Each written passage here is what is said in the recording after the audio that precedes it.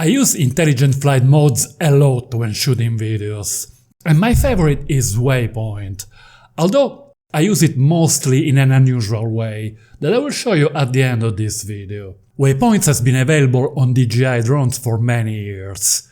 In the past, the only method available involved setting the points while flying. The version 2.0 has been added to the Mavic 2 series, and it offers a second way to set the points, by using a map. It is very similar to what is available through Leashy to most other DJI drones. In this video, I will show you how waypoints work, both with the new method and the traditional one. At the end, I will explain my own personal way of using it. Waypoint allows to set all the different points composing a mission. In each point we can assign values for the position, height, camera orientation and tilt. Then the mission can be saved in order to be used again in the future. The obvious use is for all kinds of survey, agriculture equipment, building works, roof maintenance, mapping and so on. But it can also be used to film a specific location at different times of the day, with different light conditions or in different seasons. In the new Waypoint 2, a mission can be pre-planned remotely on a map, saved and then used on location. Let's see how it works. From the Intelligent Flight Mode menu, we click on Waypoints. We are presented with a map of the area. At the top we have a menu with several icons. Set a new point, set a point of interest, save a mission, delete a mission, and 3 dots to get access to some other function that we will analyze later. This is the area I intend to use. A monastery perched on a hill overlooking several villages, sloping towards the Mediterranean Sea. While on the other side we have a nice view of Mount Etna. I have already used this location for another tutorial, as it is one of the few places around here where it is possible to fly within regulation over a relatively wide area. Let's set the first point. I would like to start as close as possible to the building, at a good height with the camera tilted almost completely down. We click on the desired point, making sure that the set point icon is selected in the menu. A blue circle will appear with a white arrow representing the direction of the camera. By clicking on the icon, we access a menu where we can modify several parameters. The first one is altitude, that we can modify by swiping up and down with a finger on the screen. I set it at around 100, close to the maximum height allowed here. Then we have speed. We can leave it at cruise, in which case it will be the same as all the other points. Or we can set a specific value. Here I would like to perform a very slow crane-like movement, so I set it close to the minimum value. Note that this will be the speed at this specific point. Therefore, at the beginning of the first segment, if we set a different speed value at the next point, the aircraft will accelerate or decelerate during the segment. Then we can set the direction of the camera and the gimbal pitch, again by swiping on the screen. But in most cases we don't need to do it, as we will use interest points. In camera action we can decide what to do at that point. Do nothing, take a picture, start recording or stop recording. In the last icon we can assign one of the point of interest to the waypoint, but we need to set one first. To set a point of interest, we click on the star icon on the top menu. We can then enter the height of the point and we can link our existing waypoint. I can already see an issue with this method. I'm not at all sure that the camera is framing the target correctly. Also, supposing that I want to descend to a lower altitude, there's absolutely no way that I can foresee in this map trees, power lines, or other obstacles. I don't feel safe at all. Let's add some more point. I keep the next point very close to the first one and lower the altitude to, let's say, 30 meters, still aiming at the same point of interest, in order to get the crane-like effect. With point 3 I get further away to start orbiting around our point of interest, raise altitude to 50 meters, and stick to cruise speed from this point on. I would now like to set a second point of interest at Mount Etna, so I zoom up on the map, but the point of interest cannot be more than 2 kilometers away from the first one, so I have to try to set one more or less in that direction. I would like to set the altitude of this point of interest very high to make sure I frame the mountain, but the maximum altitude allowed for a point of interest is 110 meters. I set point 4 at 40 meters, looking at point of interest 1, and finally point 5 a bit lower again, but this time aiming for point of interest 2.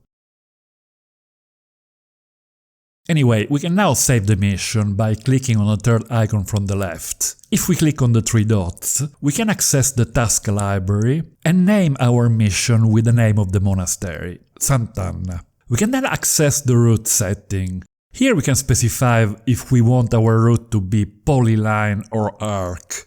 In polyline, the aircraft will travel on a straight line from point to point, while in arc it will move in a portion of a circle with the radius computed around the point of interest. Note that if we choose arc, it will not be possible to set camera action, but I do not intend to use actions, so we can go for the arc.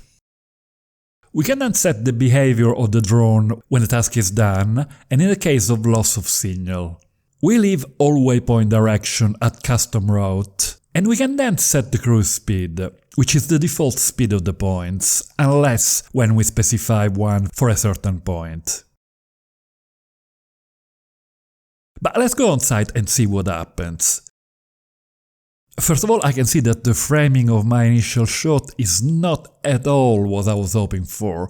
It is actually very bad. Basically, the first part of the video will be worthless. Then I can see that the speed from point 1 to point 2 is much slower than what I expected. I will increase it, but I don't know what the corrective value should be, so it will probably take me several trials. And then it happens what I was really afraid of. There are some very tall trees in the way. Luckily, the sensor worked very well, so I can resume control of the drone and bring him back home. Poor boy, he was all scared.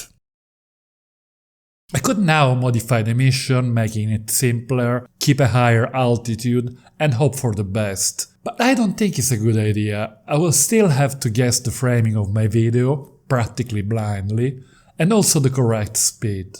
Much better to go ahead with the great, trusted, traditional way that never failed on me.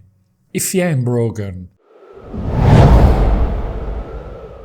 After setting exposure and focus, I fly to my first target, frame carefully and enter waypoint mode.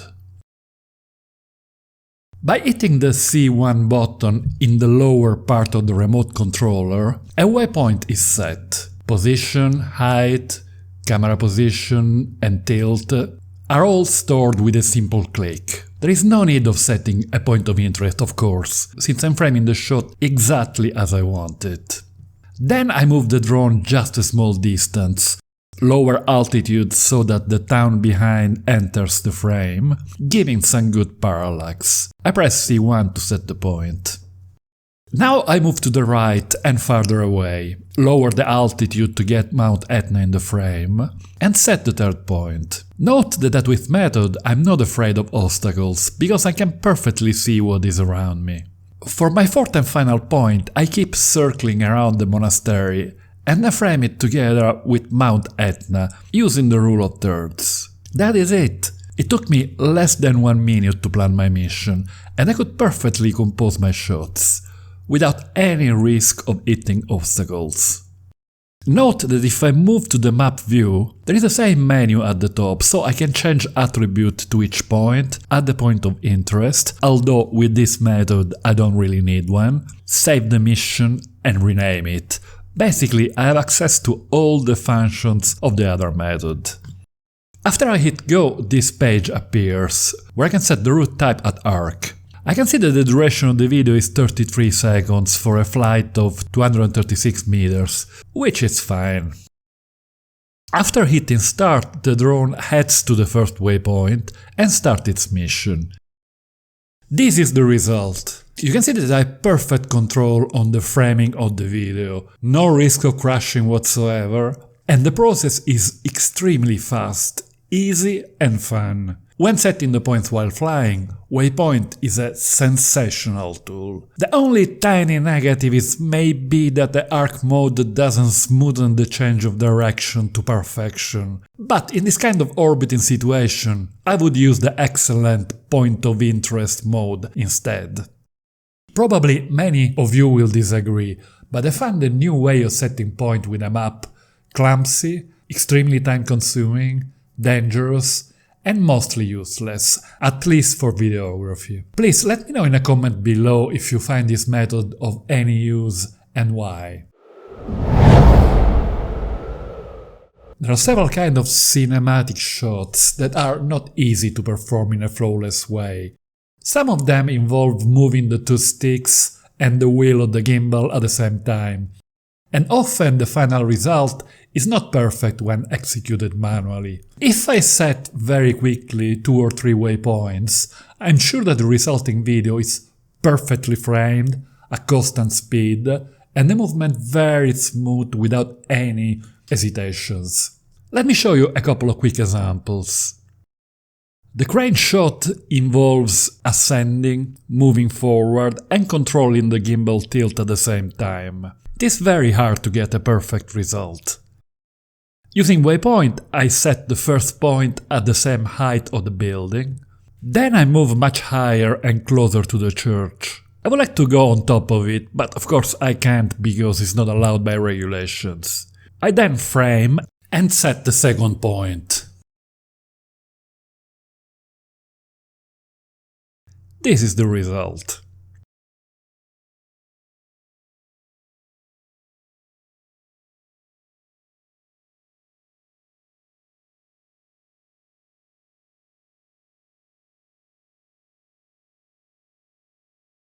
If needed, I can still further tweak the clip, particularly by modifying the speed.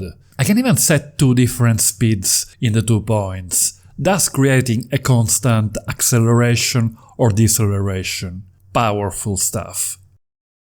Course lock is another shot quite hard to perform perfectly, as we need to pan the camera to keep the target in the same position in the frame. Even harder if we add a change in elevation, as we also need to tilt the camera. So I set my starting and ending points, framed exactly as I like, and then I let the app do the work.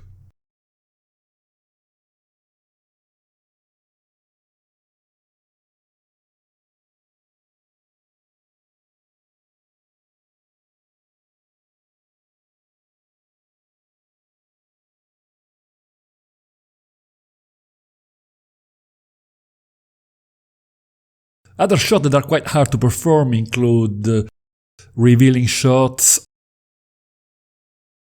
or top-down footage following a bendy path.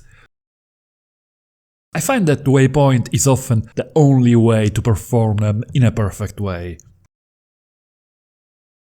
Thank you for watching this far. If you like this video, hit the like button and subscribe to my channel. Bye for now.